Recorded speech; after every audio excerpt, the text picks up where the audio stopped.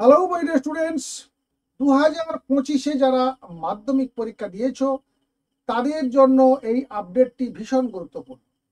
বেশ কিছু তথ্য তোমাদের সঙ্গে আমি শেয়ার করব এই ভিডিওতে। তোমাদের মাধ্যমিকের রেজাল্ট সংক্রান্ত সেই তথ্য তোমাদেরকে অবশ্যই খুশি করবে। তোমরা জানো যে সুপ্রিম কোর্টের নির্দেশে প্রতিটি বিদ্যালয়ের বেশ কিছু শিক্ষক শিক্ষিকা রেগুলার বিদ্যালয়ে আসতে পারছেন না আইনগত বাধা থাকার জন্য, এবং সেই জন্য মাধ্যমিক এবং উচ্চ মাধ্যমিক উভয় ক্ষেত্রেই খাতা কাটা কিছুটা হলেও প্রভাবিত হয়েছে।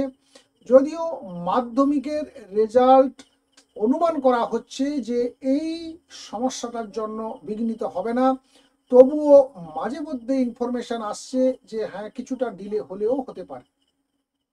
এমনকি সোশ্যাল মিডিয়াতে বা বিভিন্ন জায়গায় তোমরা এটাও লক্ষ্য করেছো যে অলরেডি একটা ডেট ভেসে বেড়াচ্ছে, 2রা মে তোমাদের মাধ্যমিকের রেজাল্ট আসতে চলেছে।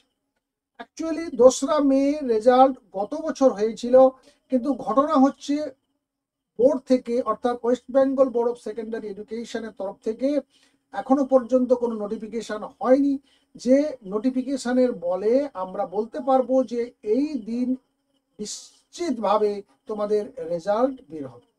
তবে এটা ঠিক মে মাসের ফার্স্ট উইক অথবা 10 তারিখের মধ্যে তোমাদের রেজাল্ট হবে, এটা আমি আগেও একটা ভিডিওতে বলেছিলাম যে ম্যাক্সিমাম 10 ফার্স্ট উইকের মধ্যে কিন্তু বেরিয়ে যাবে। আর এই ব্যাপারেও মোটামুটি আমরা নিশ্চিত হতে পারি যে 30শে এপ্রিল অর্থাৎ এপ্রিল মাসের শেষ দিন, যেদিন সামার ভ্যাকেশন পড়ে যাচ্ছে বা তোমাদের ঘোষণা হয়ে গেছে অলরেডি 30 তারিখ থেকে গরমের ছুটি পড়ছে, অন্তত সেই দিন কিংবা তার আগের দিন একটা বোর্ডের তরফ থেকে নিশ্চয়ই ঘোষণা আসবে তোমাদের মাধ্যমিকের রেজাল্ট কবে প্রকাশিত হচ্ছে। তাহলে মোটামুটি তোমরা অনুমান করতে পারো যে 30 তারিখে একটা নিশ্চিত জানতে পারবে।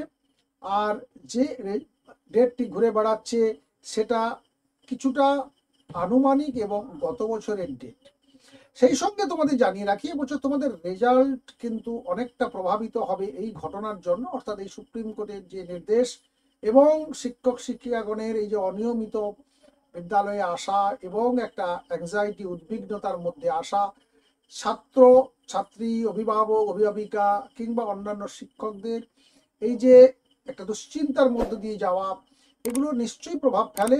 এবং সেই প্রভাবের ফলে যদি তোমাদের রেজাল্ট খারাপ হয় তাহলে সেই সমালোচনা কিন্তু সহ্য করতে হবে বর্তমান বোর্ড তথা সরকারকে। তারা নিশ্চয়ই চাইবেন না যে এই ধরনের কোনো সমালোচনার সম্মুখীন হতে, তাই তাদের নির্দেশ যথারীতি পরীক্ষকদের উপর রয়েছে যে রেজাল্ট যেন অবশ্যই ভালো হয় এবং এই ধরনের এই যে বিতর্কিত যে সিচুয়েশন তৈরি হয়েছে এটা যেন কোনোরূপ প্রভাব রেজাল্টের উপর না পড়ে।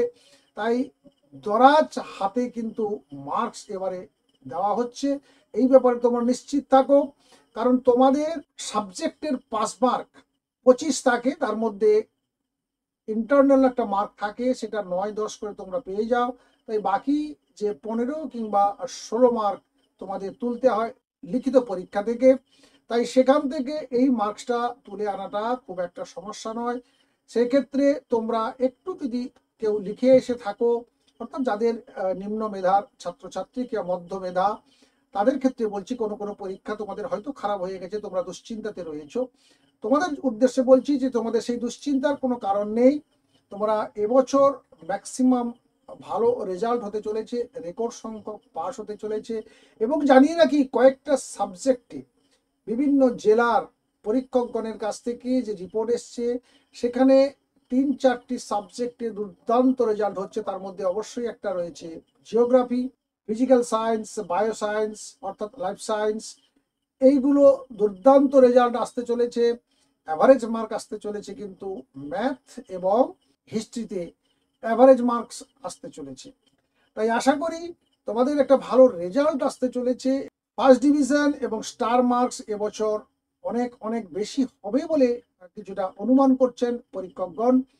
রেজাল্ট প্রায় শেষের পথে। মাধ্যমিক তোমরা জানো তার খাতা অনেক আগে পড়ে গেছে, এইচএসের রেজাল্ট জমা হতে আর কয়েকটা মাত্র দিন, 2 থেকে 3 দিন বাকি রয়েছে তার যে লাস্ট ডেট, তারপরে এইচএসের রেজাল্টও তৈরি হয়ে যাবে।